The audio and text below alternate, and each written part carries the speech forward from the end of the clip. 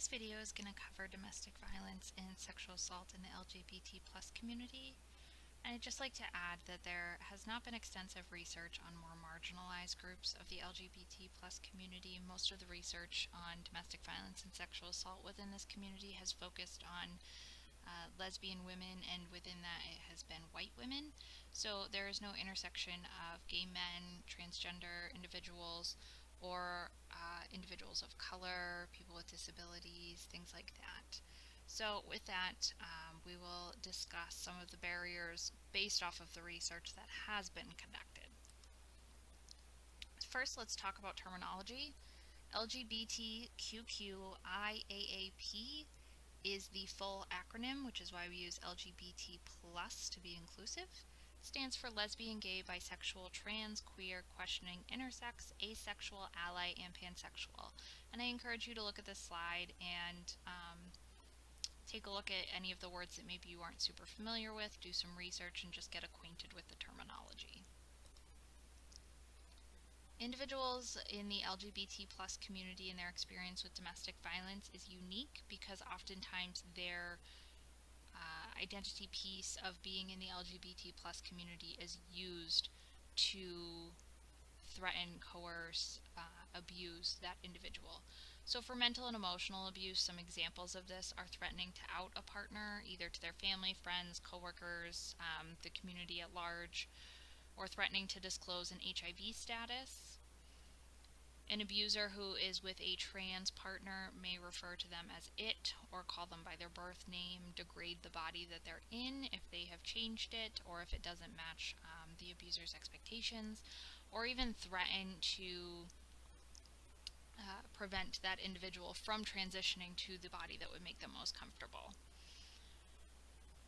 Coercion with a HIV negative partner to show true love and commitment by not using protection with an HIV positive partner, and threats regarding non-biological children. So this is prevalent when a couple has children either through a sperm donor, egg donor, or adoption, and one of the partners or both of the partners are not legal guardians or biologically related to the children, and using this as a threat to say, I will leave you and you will never see the children again because they are not biologically yours, or this idea that they are not theirs because they are not either on the birth certificate or biologically responsible for their creation.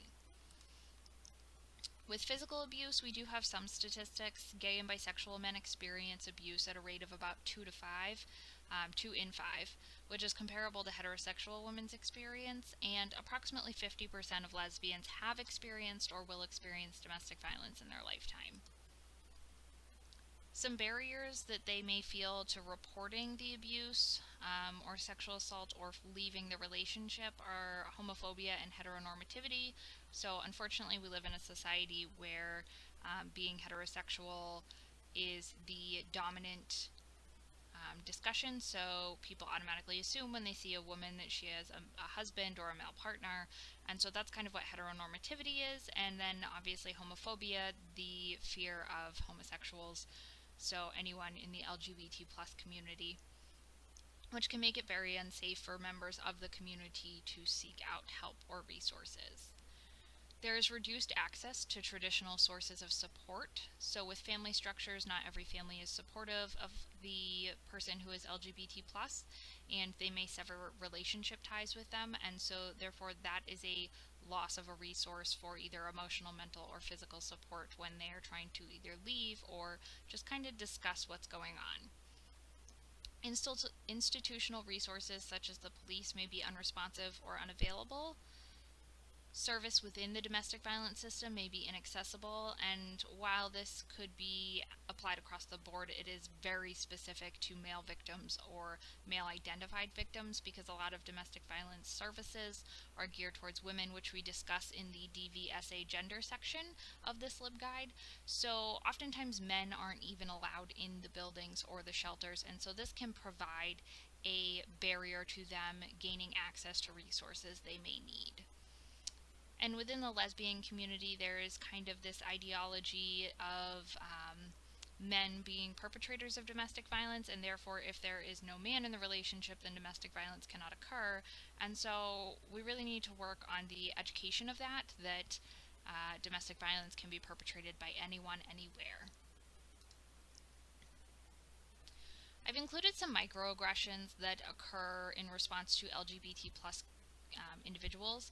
This is not specific to domestic violence or sexual assault, but if you are in a position of power or privilege and hear these things, combating them in a way that showcases that you are an ally of the LGBT plus community and you support them in creating safe spaces will help in building a relationship with that community. So hearing things like, that's so gay, don't act so gay in public, bisexual people can't make up their mind, oh, that's my gay friend, you didn't get that job because you're not qualified, it's not because you're gay, blah, blah, blah. And with this, it's really just denoting anyone's experience of oppression. So this could be, replaced with, you didn't get the job because you're not qualified. It has nothing to do with your skin color. So kind of just negating someone's experience with oppression by taking away that part of their identity and saying it's because of you as a whole person, not because of this systemic oppression that you have occur to you. And then things like, I'm not homophobic, I have a gay friend. So when we hear those things, and if we are in a position of power or privilege, really just trying to combat that in a way that is, one, safe for you to address it with that person, and two, that will then showcase that you are an ally and you are there for the LGBT plus community. Some ways to help.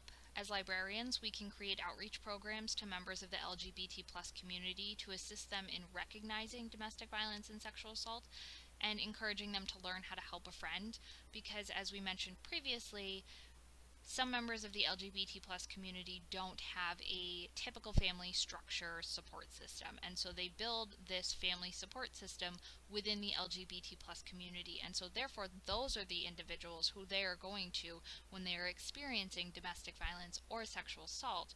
And so rather than trying to target groups within the community that are most at risk for domestic violence and sexual assault, because as we talked about in the beginning, there is not much research on more marginalized groups within the community, and so it could be difficult to target people who are more at risk. So rather than trying to target the individuals who are more at risk, if we switch our thinking and target the entire community, then the entire community becomes an ally for identifying domestic violence and sexual assault, and is also, aware of the resources that a friend may need. We can also partner with local LGBT plus organizations within our community as professionals to continue to learn and develop our understanding of the unique experiences of this population, but it can also be a great resource to learn what materials to include in our library. It can help us stay up to date on the hot topics that are being discussed within the community and make sure that we're providing resources that are going to be helpful to that community if they are, one, just to be helpful to the community in general, but two, if they are experiencing domestic violence and sexual assault. And we can also celebrate Pride Week to showcase our support and alliance with the community. So really just being loud and proud during Pride Week can showcase to the community and the members of that community who are LGBT+, that the library is there to support them in whatever way they need.